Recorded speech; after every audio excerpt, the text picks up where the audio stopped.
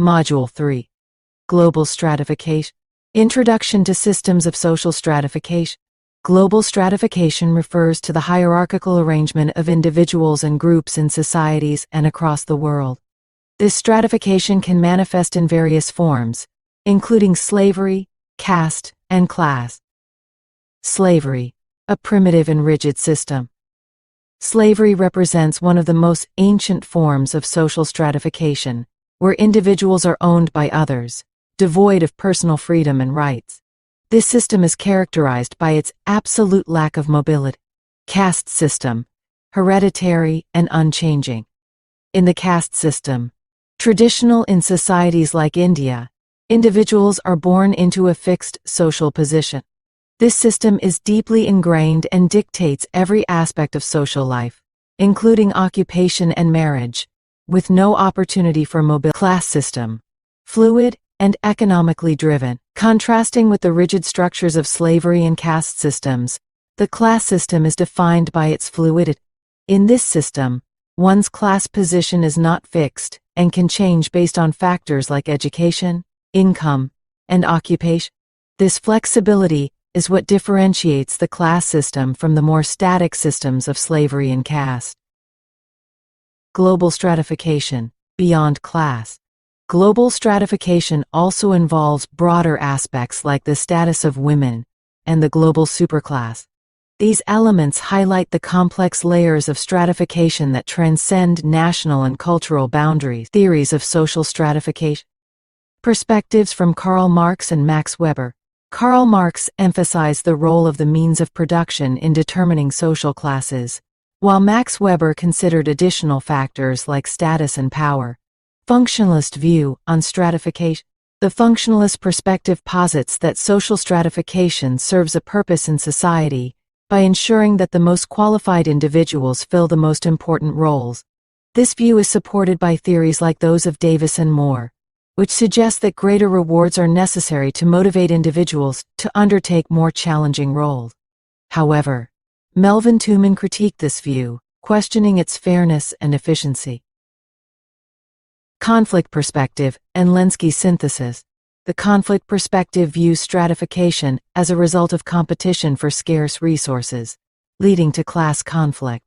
Gerhard Lenski's synthesis acknowledges the necessity of stratification in organizing society while also highlighting its inherent conflicts. Maintaining global stratification. Elites maintain stratification through control of resources, ideological influence, and exclusive social networks, perpetuating inequalities. Comparative global stratification. Different societies stratify their members in various ways. On a global scale, countries are often categorized as most industrialized, industrializing, and least industrialized. However, this classification is not always clear-cut.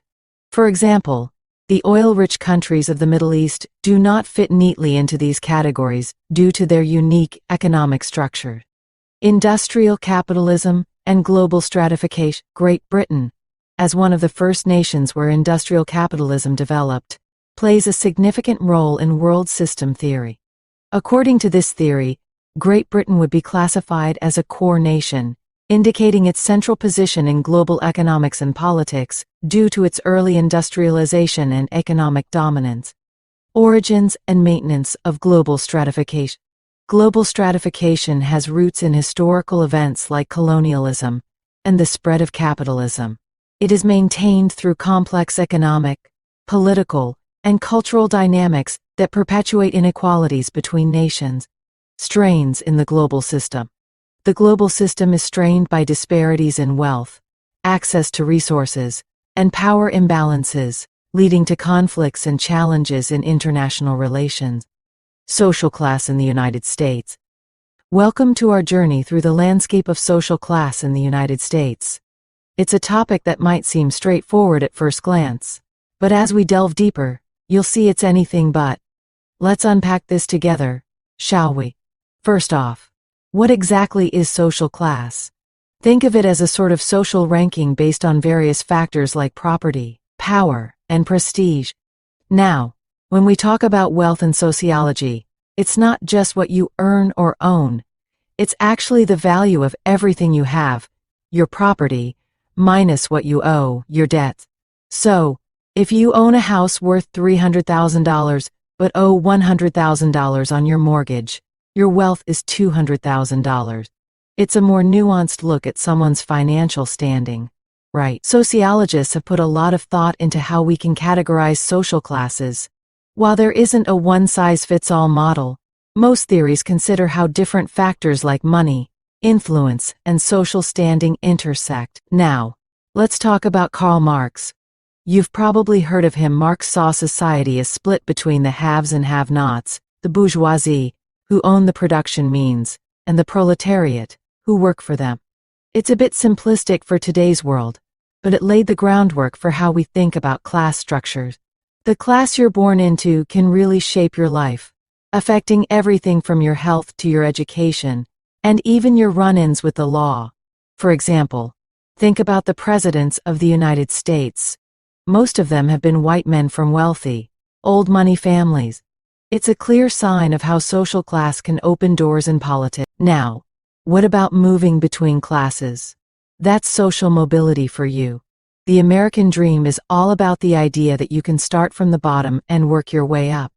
But, in reality, climbing that social ladder can be a lot harder than it sounds, especially with the growing gap between the rich and the. Speaking of the poor, did you know that children are the most likely group to experience poverty in the U.S. today?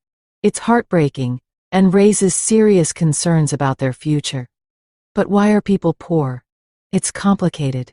There's no single reason, but a mix of systemic issues like low wages, expensive housing, and underfunded schools, along with personal challenges like health problems or family crises.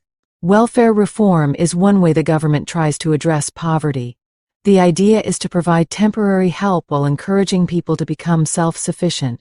But it's a tricky balance to strike, and there's a lot of debate about the best way to do it. So, as you can see, social class in the U.S. is a complex and multifaceted issue. It's not just about how much money you have, but also about the power and opportunities that come, or don't come, with it. As we study sociology, we need to keep questioning and examining these structures. It's the only way we'll start making sense of them, and, hopefully, find ways to make things better for everyone.